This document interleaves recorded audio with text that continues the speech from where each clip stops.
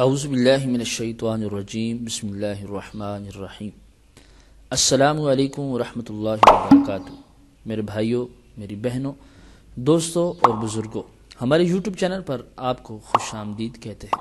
میں امید کرتا ہوں آپ لوگ رب تبارک و تعالیٰ کے فضل و کرم سے خیریت سے ہوں گے اور خوشحال زندگی گزار رہے ہوں گے، اور دعا کرتے ہیں کہ رب تبارک و تعالیٰ ہمارے نیک اور جائز مقاصد پورے فرمائے اور دکھ تکلیف دور فرمائے، اور ہمیں 5 وقت کی نماز پڑھنے کے ساتھ ساتھ قرآن پاک کی تلاوت کرنے کی بھی توفیق عطا فرمائے۔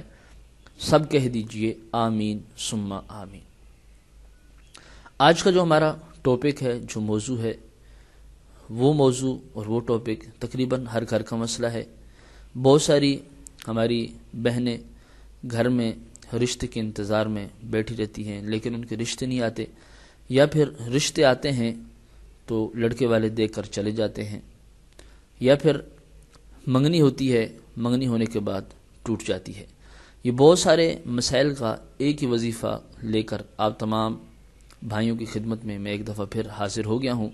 میں امید کرتا ہوں کہ آج کا یہ وظیفہ اور یہ عمل آپ کو بہت ہی اچھا لگے گا، اور جو بھی اس ویڈیو کے توسط سے میری بہنیں اس عمل کو، اس وظیفے کو سن رہی ہوں گی، انشاءاللہ تعالی جب وہ کریں گی تو ان کو اچھا بر ملے گا۔ تو محترم سامعین، ناظرین، شادی کی رکاوٹ ہو، منگنی کی رکاوٹ ہو، یا رشتہ ہونے کے بعد ٹوٹ جاتا ہو، یا پھر اس قسم کے شادی کے جتنے بھی معاملات ہوں، ان تمام معاملات کو حل کرنے کا یہ ایک ہی وظیفہ ہے، اور آج کا وظیفہ ہے یا ذل جلال والاکرام کے متعلق۔ نماز فجر کے بعد 312 مرتبہ، کتنی مرتبہ؟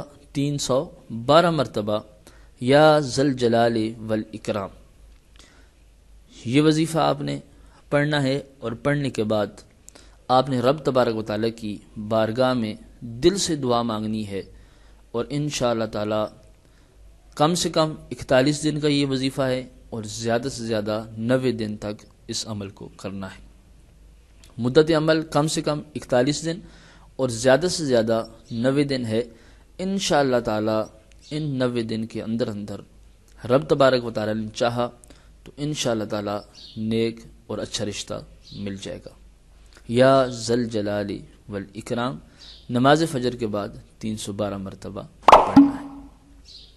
اس وظیفے کے متعلق اگر کسی دوست کا کوئی سوال ہو تو وہ کمنٹس میں آ کر پوچھ سکتا ہے۔ انشاءاللہ تعالی ہم پوری کوشش کریں گے کہ آپ کو جواب دیں۔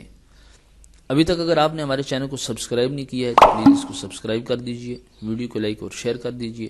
دعاؤں میں یاد رکھیے۔ السلام علیکم ورحمۃ اللہ وبرکاتہ۔